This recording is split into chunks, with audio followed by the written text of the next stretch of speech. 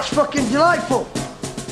Delightful, fucking good combination playing, sliding balls into space. Good, excellent, you have them on the fucking roll. Hello everyone and welcome to another episode of the Roker Report podcast in association with the Sunderland Community Soup Kitchen. It's Gav and you join us on the back of Sunderland's 2-1 win at the Stadium of Light over Stoke. Our first win since October. We're all happy again. Tommy Watson getting off the mark with 2 fantastic goals. And we're also going to look ahead to Bristol City on Tuesday. Joining us is Martin. Hello mate. Hello, mate. Yeah, bit of a relief, I think, more than anything else, wasn't it? After we managed to get over the line there, but it was such a much needed win after the run of primarily draws that we had, wasn't it? So yeah, but I think that performance on Saturday against Stoke and even the Sheffield United one, it just sort of gets us back to how we were playing earlier in the season, doesn't it? So there's I think there's a lot of positives to take out of it. Yeah, how much was your arse nipping towards the end though? Because I couldn't deal with it. Yeah, I was convinced they were. Well, I was convinced we weren't going to score to start with, and then when we did, I was convinced they were going to get an equaliser. So this comes with the territory, isn't it? Yeah, well, to be fair, I think we totally deserved to win. I think if we hadn't won, then it would have been a travesty. I've got the stats in front of us now. 25 shots we had in the game. That must be a record for the season. I mean, if we've had more than 25 shots in a game, I'd be surprised. 10 on target as well, which shows how well their keeper played. We didn't have the majority of the ball for once, which is interesting. But I mean, generally, we were just the better team. I think we were more aggressive. I think our attacking play was a lot more purposeful than theirs was. I think on another day, we'd score 4, 5 or 6 goals there. We created more, this wasn't just like shots from, you look at the goals, for instance, and they were kind of like pot shots from weird angles and stuff. But you look at the general quality of the chances we created, that was us back to our best in many ways, just missing that little bit of finesse at the end.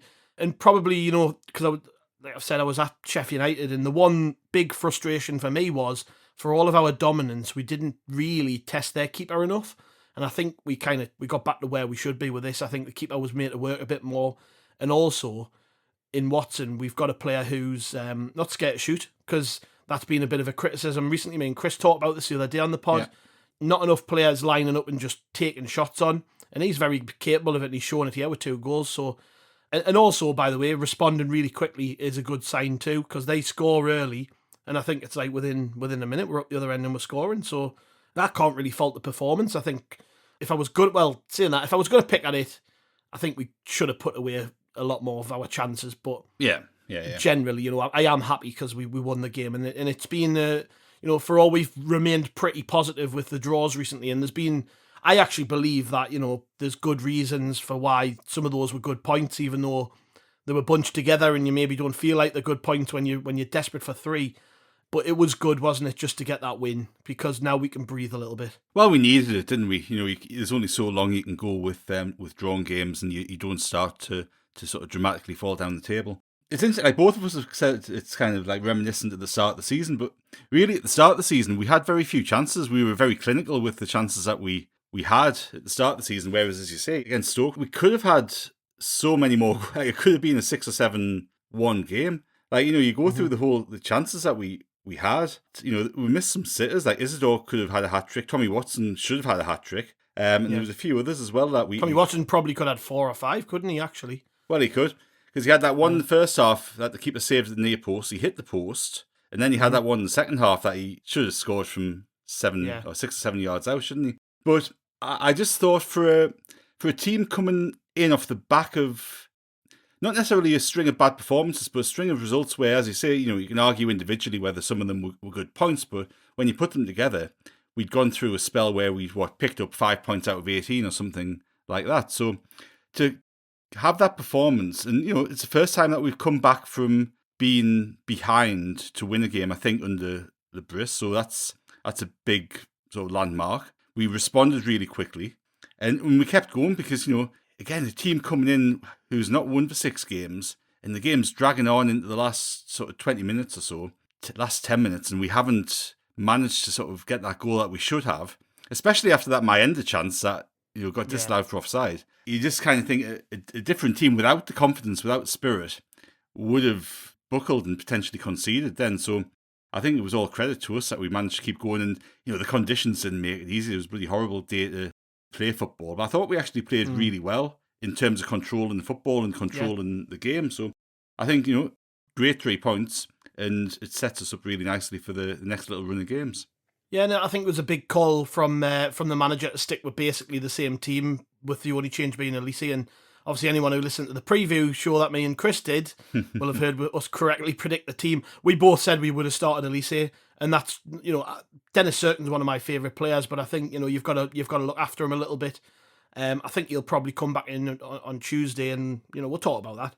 But it was a big call from the manager to stick with those players, because what he was saying was that was acceptable at Sheffield United. You played well, you deserve something from it.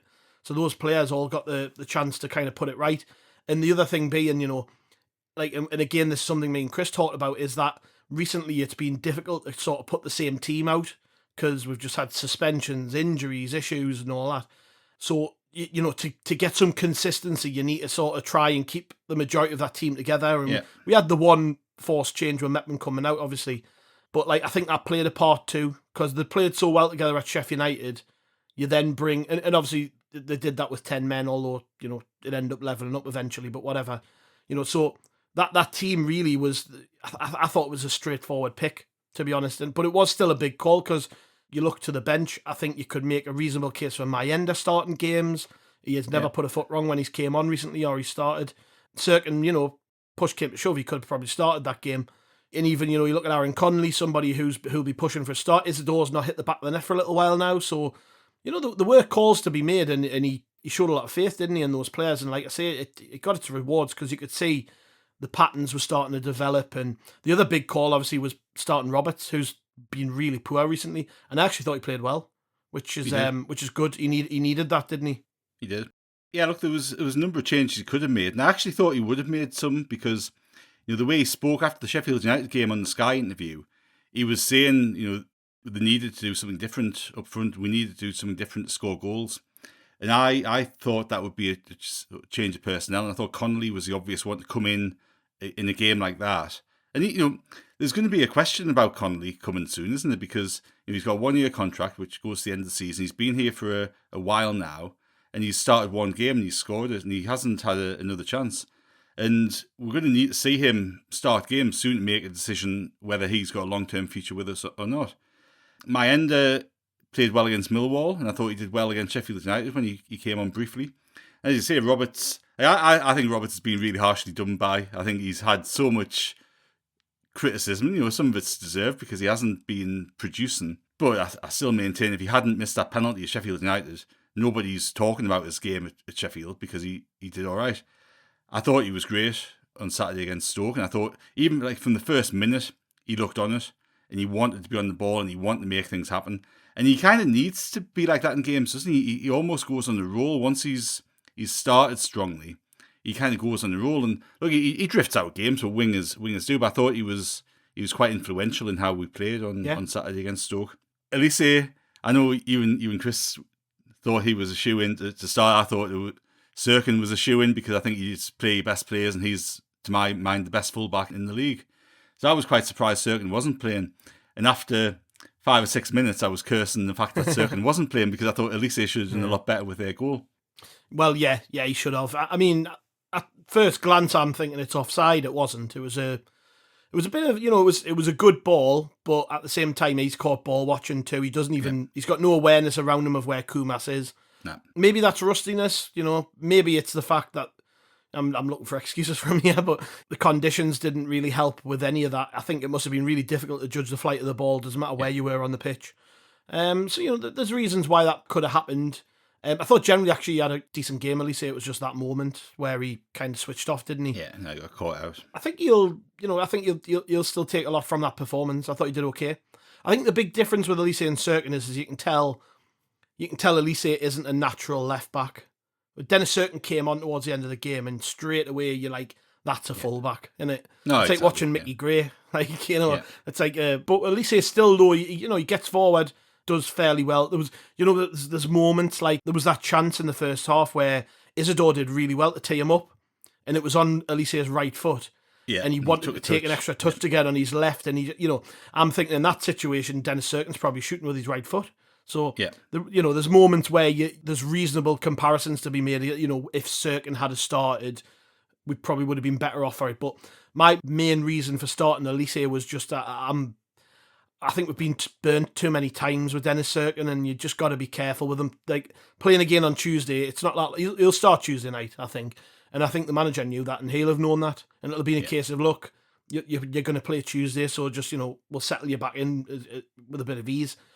Other than that, I think the team kind of picked itself. I think the other thing we've got to talk about is the faith that the manager has shown in Watson is paying off. Because every game, like me and Chris talked about this on the last one, you can see that steady progression from that very first game where he came in, where he looked lost. Was it Preston away? Where he was on the right wing, and I thought he did okay, but you could tell he was like out of position, a little bit lost, getting bullied a little bit by a bigger player. As the games have gone on, he's just got better and better. And there was a moment in the Sheffield United game where he wins the penalty, and then all of a sudden he looks a different player. The confidence just appeared out of nowhere, and then all of a sudden he's running at people, he's taking them on, he's showing that ability that we know he's got.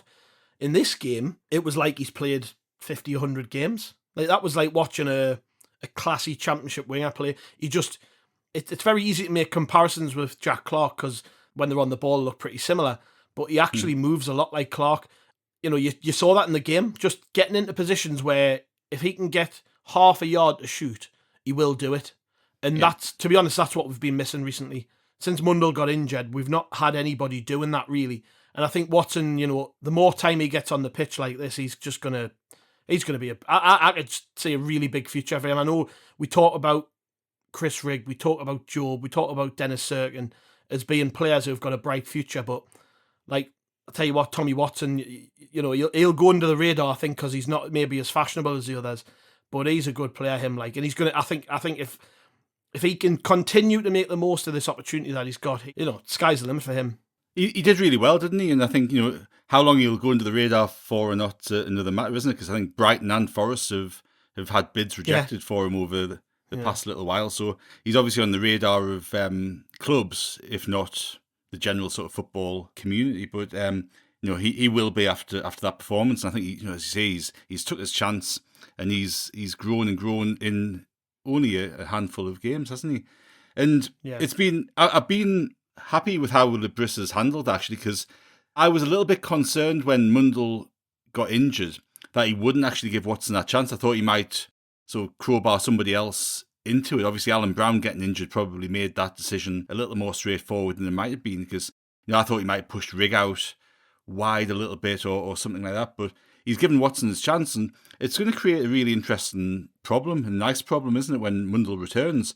Because they're both left wingers, but I actually see a future where, feasibly you've got both of them playing on the wing and like swapping position throughout the course of the game. Have 20 minutes over on the right, you go 20 minutes on the left, and see where we can cause them damage, because both of them naturally right-footed, so they can get on the outside of the full-back if they're playing on the right.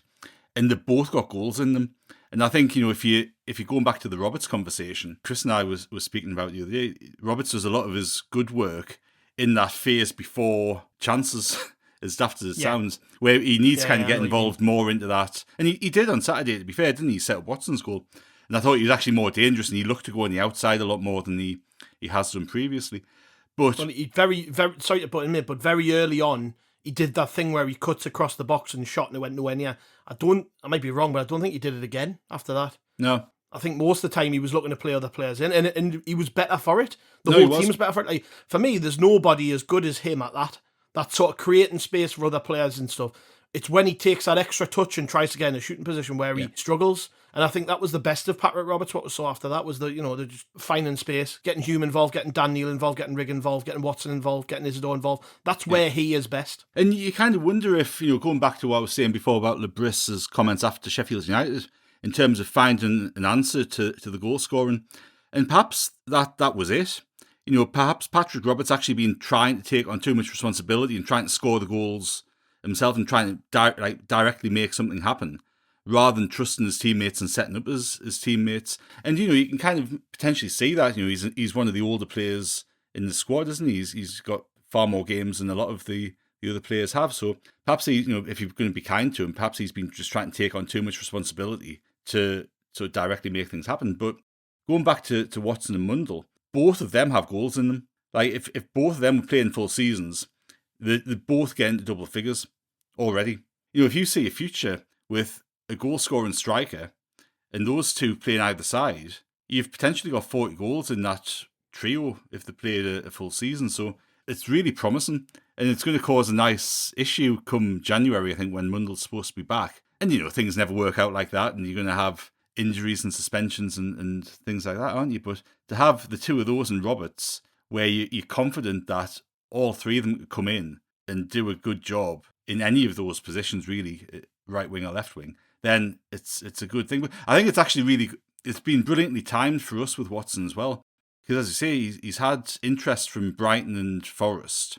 And come January, if he hadn't had a chance in the first team, then, another bid comes in, he might be thinking, what, I might need to go elsewhere. Yeah. So, for him to get a run in the team now and prove himself to the management and to, supporters and everything like that, I think it sets us up really well to keep him, because I think he's under contract until 2026. So, come January, he's only got 18 months left in his contract. So that's going to be another contract thing that we need to sort out, because we're usually fairly good with that. But I think that strengthens, it strengthens his hand because he's proven he can do it at championship level. But it strengthens our hand as well, because we've given him the chance when he's deserved and when the chances come. So hopefully that nice 5-year contract or something come Christmas for Tommy Watson would probably go down a treat, wouldn't it? Yeah, well, if he keeps doing what he's doing, he's going to deserve that. I mean, let's talk quickly about the goals. The first one, cracking finish. Bear in mind how good the Stoke goalkeeper is. He's regularly talked about as possibly the best keeper in the league, and you can see why, because he's a good player. But he doesn't even move. He's totally wrong-footed by the strike. I think that's one of the big compliments you can pay to Watson, is that he spots the chance to shoot before pretty much anyone else does. Like, he'll shoot and you go, oh, you didn't expect him to do that, because in his head he can already see, there's an opening about to appear, and that's quite a unique trait. That's something Patrick Roberts doesn't have. Yeah. Patrick Roberts just thinks, well, I've got to run into this area and shoot, whether it's on or not. Where, Watson has got that quality. I keep comparing him to Jack Clarke, but it's hard not to. Jack Clarke had that quality too, where he would just open it up a little bit with one touch, and then all of a sudden he would go bang and it would be in the back of the net. And Mundell can do that too. So I think the first goal for me was classic Tommy Watson, really. We've seen him do that loads for the under-21s, never in the first team. But it shows that that skill's transferable, and he's got the quality, doesn't it? It does. He took it really well, and as you see, he spotted the opportunity. Here's a question for you, though. Do you reckon in the Premier League that gets disallowed? What for? Isidore. Because I reckon Isidore's offside when he shoots, and I reckon on VAR they would have said he was blocking the goalkeeper's view. Oh, right. I would have to watch it back again, but I don't know. Maybe. Because when you're watching it, you're kind of going, well, why hasn't the keeper moved? Because, it wasn't a really powerful... It was well placed, but it wasn't a really powerful shot, was it? But Isidore's coming across him. And Isidore's offside. Right. And I reckon, there's a chance that... but Craig Pawson can't referee without VAR, does it? No. So he's all right. To be honest, the way VAR is, they just look for excuses to chalk goals after, don't they? His second goal, though, yes, there's a lot of luck there because it takes a deflection. But this was one of the big frustrations that I had last season with us. Like when we were in that poor run towards the end of the season and stuff, people weren't shooting. We were just overplaying. Everything was overplayed. Sometimes someone just needs to do that, because even if the shot isn't going in, it'll take a nick off someone. It could end up in the back of the net. You might get a corner. You might hit the post. It might rebound. The keeper might save it and, parry it to someone's feet. Like, you've got to speculate to accumulate. And again, that is a skill that not a lot of players have. We've got players who are fancy and they're like, I think this is something that Rig could do with doing more. Job could do with doing more. Daniel could do with doing more. Where, sometimes if we're just not... Because, to be honest, at that point in the game, I was like, this is not coming. We're just not going to score. Yeah. We're not going to score, because it just felt like everything we did just wasn't coming off. Stoke were just getting them lucky little flicks. It was going behind for corners. It was going into the keeper's hands. I was thinking, it just felt like it was never going to happen for us. And I do think that good teams, yes, they can play through anybody, but when it's just not working, that's what you've got to do. Just have a shot, because you never know what's going to end up. And that's exactly what happened with the goal. It wasn't a great shot, actually, but it takes the nick off the Stoke defender and it goes in. And it's like, that's just what we needed, because, to be honest, we created some really, as I said before, the quality of some of our chances were fantastic, and we weren't putting them away, but we weren't doing enough of that. We weren't just twatting at one, from the edge of the box. And I think there's a lesson to be learned in that. Is like, sometimes when the game is tense, just have a go. What's the worst thing that can happen, really? Shot gets blocked, goes behind for a corner. You just don't know. It can go anywhere if there's enough power in it. I think that's something that Watson has done a lot in the under-21s, is just carve teams open and score goals. Yeah. And it's always a big worry, isn't it, with young players, whether they can transfer that skill from under-21s into the first team. It's like such a massive jump. But I think he looked ready. So even in pre-season, I was watching him, thinking he looks ready. I think he's really announced himself now with these 2 goals, and it's great, isn't it? Because it makes you wonder, like, beyond this, what can Tommy Watson do? This is just the start, really. He's had a handful of starts and made a real name for himself in a big game, really, because we had to win this game. No, we did. Even that requires bollocks, Like, late in the game when it's ones each, going, I'm going to have a shot. And it worked out for him. Well, especially after he's missed that chance as well. He could have gone into his shell, couldn't he, after he missed that chance, because that was a great chance. It's interesting with the observation about shooting, because I think in the previous, Sheffield United, as you said earlier, and I agree with you, we didn't have enough efforts on target. In the home games before that, I think we kind of struggled to really get West shots Brom, away. Yeah. Mm-hmm. That was something I actually talked about after the West Brom game. It was like, we had so much of the ball, but we didn't make, like, all it took was somebody to shoot from 20, 30 yards. Like, it is a problem with this team. Maybe we're learning, but you've got to take something from this. No, well, that's right. And I think, again, going back to Labriss's comments after Sheffield United, he said they needed to find a different way of attacking, a different way of approaching it. And I think, even if you're looking at the game against Stoke, I know it's only a small sort of sample group, but that game we showed a lot more attacking intent. We showed a willingness to get shots off. And my approach to football is, as soon as you see the goalposts, if you within 25 yards, unless somebody's sat there with a absolute tap in, you have a shot. You test the goalkeeper, get on target. You don't know what's going to happen. If it's going to pop out, going to go in, whatever. And I'd think even if you look at I'm not a massive fan of XG stats, but if you look at our XG stats over the past 6 weeks, they haven't been great, because the chances that we've had to shoot, we haven't been taking them. So, we had 20, say it earlier, we had 25 shots in the 90 minutes against Stoke, which is significantly more than we've had recently, which does suggest that we've kind of had and it might just been the weather. The grass is, wet, it could bobble up, bounce up, the wind's behind you, the wind swirl and get shots in and test the goalkeeper because you don't know where it's going to go. It could just be that, so we'll have to see against Bristol City whether that's actually a change in approach from us, or whether that was just because of the conditions on Saturday. I was going to ask you about Patterson. What did you reckon about Stoke's goal? Because I actually think he should have tipped it around the post. Well, it's parrying it back into danger, isn't it? He's done that quite a bit though, Patterson. He has. He'll make a really good save, but palm it back into danger. He does that quite a bit. I see it quite a bit, probably not as much as I maybe feel he does. There's been a couple of occasions this season, hasn't it, where he has. And, you go in the Sheffield United game, the goal that Sheffield scored, it's not a mistake, but you kind of think a really good goalkeeper saves that. Yeah. And I think he should have done better with Stoke's goal. But he made a good save from Cannon, didn't he, just before half-time, because it was 1-1 and Stoke could have gone into the interval ahead without a good save from Patterson. So it's not a complete criticism of him. But I just think that's one where you tip it out for a corner and you take that. Yeah, I think when they analyse that back, it's a weird one, because you can't replicate that scenario, but it's just, I'm really selling them down the river here, and I don't mean to, but I'm going to bring up Lee Camp used to do it, and Jason Steele. We've had some shit keepers where they would make a good save, but they just parry straight in the feet of the. Yeah, and it's like Patterson's done it a few too many times for me. I mean, you made the point about the save he made from Cannon, but again though, he parries that back into danger. No, it does, and they should have scored. I think it's the combination of human 09 sort of getting in the way of the lad on the rebound is what makes him put it in the side net. And so, yeah, I think while you would say let's work on it, I don't know whether is that just something that a goalkeeper that has or doesn't have, that split second reaction, It's going to be an interesting one, isn't it? Because he's been linked with, he was linked with Spurs, wasn't he, during the week? And he's been linked with another couple of Premier League moves. And that's going to be if we get a half-decent bid from him in January, which I suspect we might do, that's going to be a really interesting one to see if they're actually willing to flog him, because, you've got Matty Young coming up. And whether he's ready yet or not, I don't know. But I think they'll be keen to give him a chance sooner rather than later. And there's some other keepers behind or around him and behind him as well who are potentially very highly rated. So I actually think if we get a half-decent bid for Patterson, we won't be too reluctant to turn it down. So be an interesting one. Another one to talk about on Saturday, who I've been really critical of, is Dan Neil, because I thought Dan Neil was excellent. Credit where it's due out. I've pulled him out on a few occasions for not doing that role well this season. And I don't think that number 6 is his position. But I thought he was brilliant on Saturday, especially in the second half. He made some great tackles. He came out with the ball. I thought Job was pretty quiet, all in all. And Chris Rigg was kind of in and out of the game. But I thought Dan Neil was kind of really held it together. And I thought, you know, credit where it's due, he did well. Yeah, I think it was a game what suited him because Stoke were quite open for the most part, weren't they? Yeah. So it meant that the midfield got time on the ball. And that's right. You know, it leads us nicely into the chat about Bristol City, actually, because from what I can see, they're like that. They like to have a lot of the ball.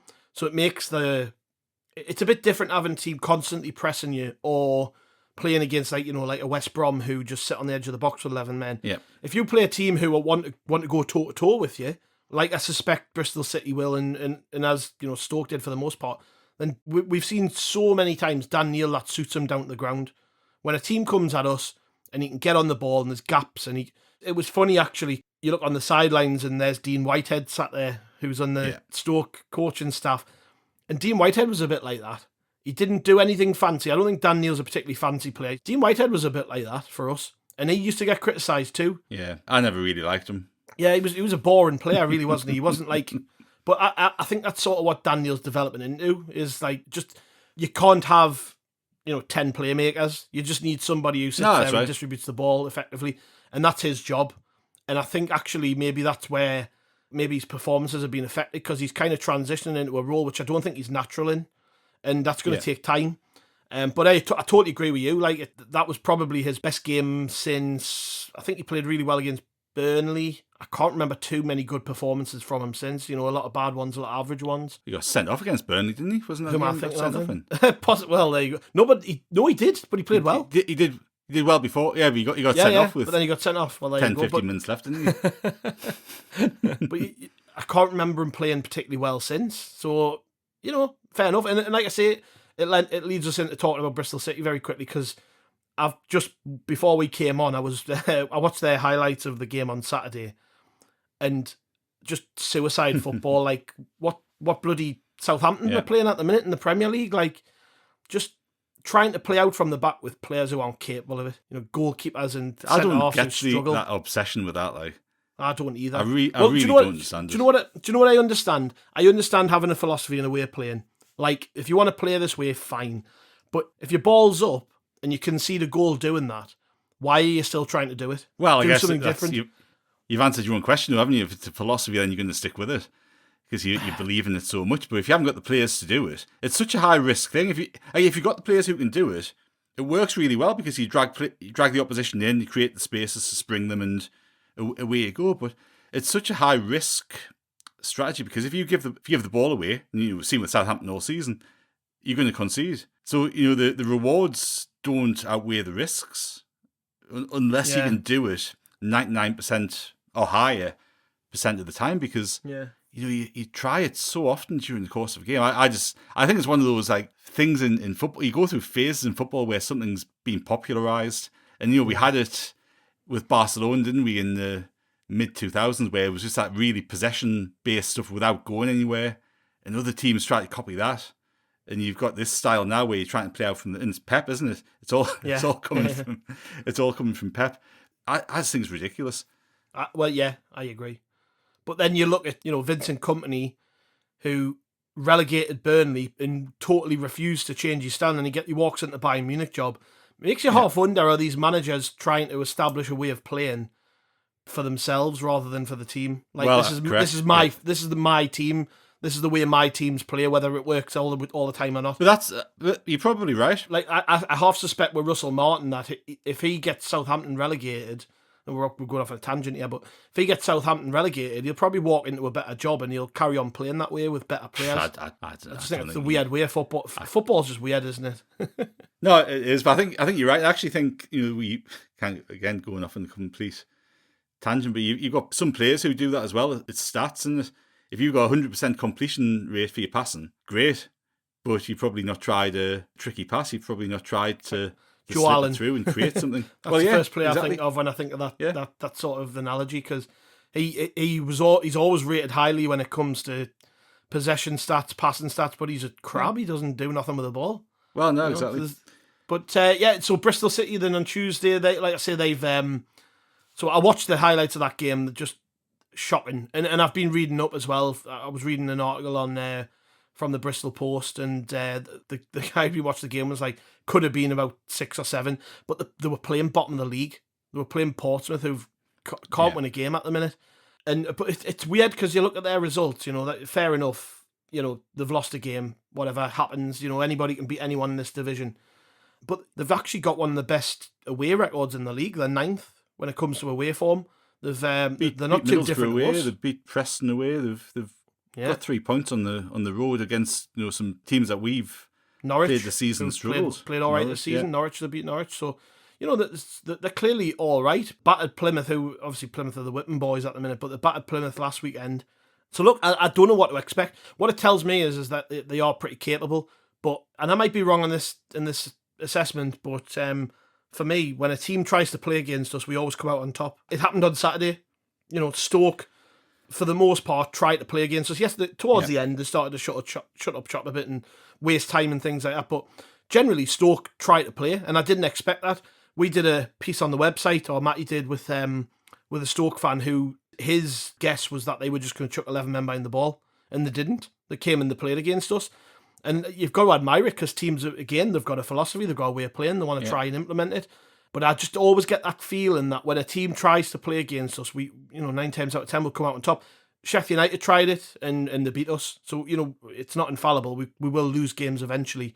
But us at home, we're unbeaten at home. We've just won. We've got that confidence back. I think we'll win this one. Famous last words, but I do fancy this. This is out of the run of games we've had recently. I think this is the one where I'm looking at it and going, a bit like Oxford. I'm looking at it and thinking, I think we'll win that. It might be 2 or 3. It might be 2 or 3 if we're really on it. No, we shouldn't. I think, again, given the run that we've been on and given the games that we've got coming up, to get another 3 points on Tuesday, it'll set us up really nicely for that run into Christmas. Because, you're looking at games on paper and, there's plenty that we should have a good chance of winning. And I think you kind of go back through the fixture list over the past month, and there's plenty of games that we should have probably won. So it's never easy to predict, is it? But you've got the Bristol City game on Tuesday, and you go in away to Swansea, home to Norwich, away to Blackburn, away to Stoke before we play Sheffield United again. So we've got a good chance of. It's not necessarily an easy run of fixtures, but it's a good run of fixtures. And I think if we get 3 points on Tuesday, which we should do, and we've got the confidence, and it'll be interesting to see if he does change a great deal. You talk about Serkin coming back in, which I think he will. Does he do something different? I thought Isidore looked off, even though Isidore should have scored probably a hat-trick on Saturday, he kind of looked a little bit off the pace, and whether that was the conditions or whether he needs a little rest, because he's played a lot of football over the past couple of months. Mayenda's chomping at the bit to come back in, and say Connolly needs a chance at some point.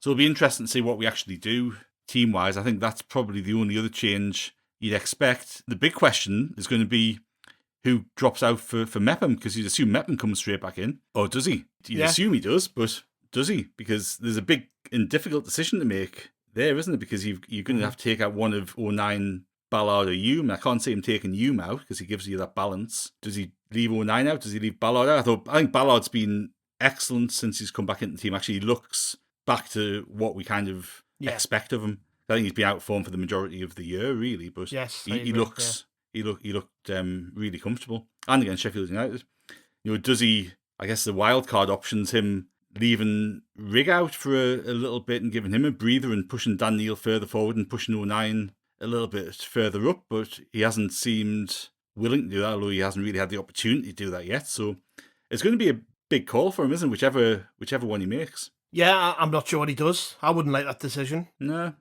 Obviously, the natural, the sort of common reaction will be, people will say, well, just, either drop 09 or move 09, but I just don't see it happening. I just don't. If Luke 09's fit, he plays. They'll find somewhere to put him. It's where you put him. I agree with you about Ballard. I think, and I've said this plenty on here, for me, I think he's actually been given a pretty easy ride for his form. I think sort of since the turn of the year, he's been crap, but since he come back into the team recently, he's done well. I can't fault him. Yes. I thought he was good away at Millwall. I thought at Sheffield United he had a canny game, and we had to reorganise against Sheffield United, and he did fine.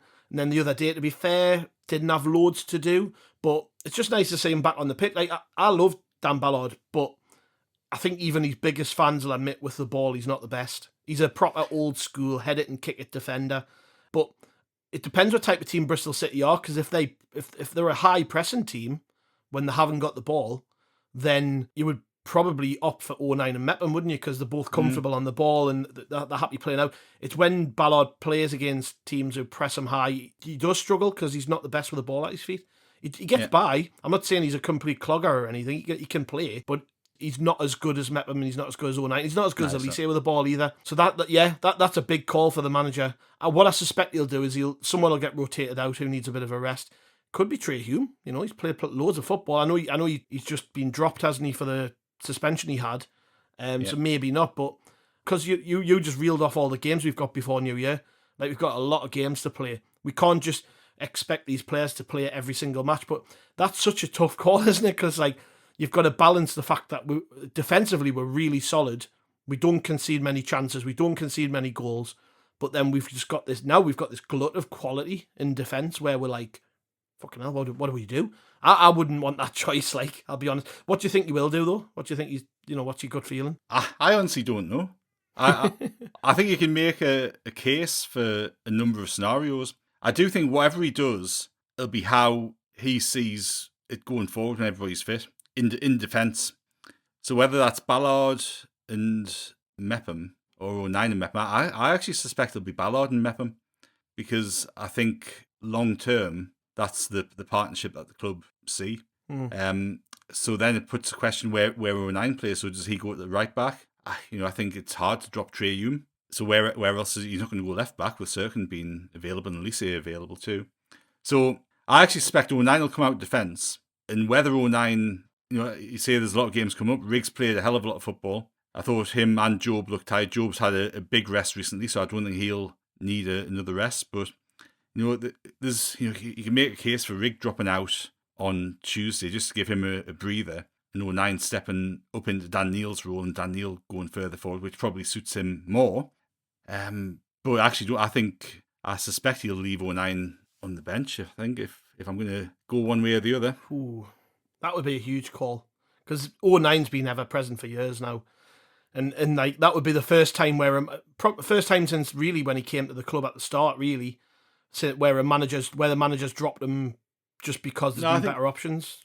If you go back to the start of the championship when Alex Neil was manager, he was on the bench for the first few weeks. He wasn't first choice then, and Alex Neil had put him back into midfield, didn't he? He played in midfield in the playoff final. So because he wasn't first choice at the back, so it's going to be a really interesting one to see what we do. I was reading something the other day, and somebody was saying the club tried to sell him in the summer to Middlesbrough, and 09 turned the move down, which at first I'd heard of. No, I've never heard that. That sounds so mad. Whether there's any truth in that or not, I don't know. But he's basically a pensioner now, isn't he? So that wouldn't surprise me. Well, that's right. He's he'd be on the coaching staff before too long. But look, I think it's going to be indicative of where the Brist sees 09 longer term, where the club see him longer term. So that team selection, while it's interesting for Tuesday, I think it's going to be really telling in terms of longer term, because 09, whoever's left out will come back into the team at some point, probably over the next 2 or 3 weeks, because there'll be an injury or suspension and all that sort of stuff. And of course, you need a big squad to cope with that sort of stuff. But I just think in terms of your first choice, and we already know that Lebrist likes his first choice settled 11, it's going to be telling what he comes up with on Tuesday to play against Bristol in defence, because I think it'll just give us a big indication of how he sees things going forward. Well, we'll see what happens. I'm like I said, I've basically already predicted earlier. I think we'll win. By how many is the question? We should. I think it'll be 2-3-0. To be honest, that'd be nice, wouldn't it? Nice, comfortable, easy night at the Stadium of Light, and it probably won't be. Hopefully the wind is pissed off by that point, because I'm sick of it now. Cheers, mate. Thanks very much for joining us. Been a good crack, as always. Thank you very much. Cheers to the listeners. Thank you very much once again. Thanks to everyone who's donated already to this year's Soup Kitchen Christmas fundraiser. That's going to run until the end of the month. So make sure, if you can, dip your hand in, that would be fantastic.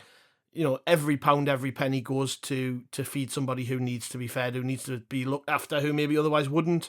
And they do a fantastic job over there. We've really championed the soup kitchen over the last 5 years, and we'll continue to do so. So if you can, please do give.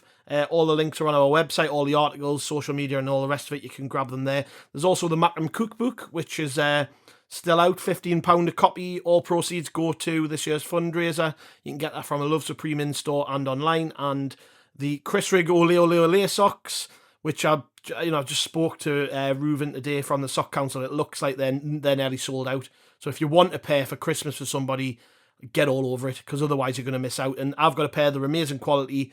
I think they've got more pairs in small than they do large, so you might be okay if you're looking for kids for Christmas, but get that now. It's $9.99 over on the Sock Council website. Again, all the links are on our social media and articles on the website. There's the end of the plugs. We'll be back after the Bristol City game with another pod in between Bristol City and who we got Saturday, Martin? I haven't even looked.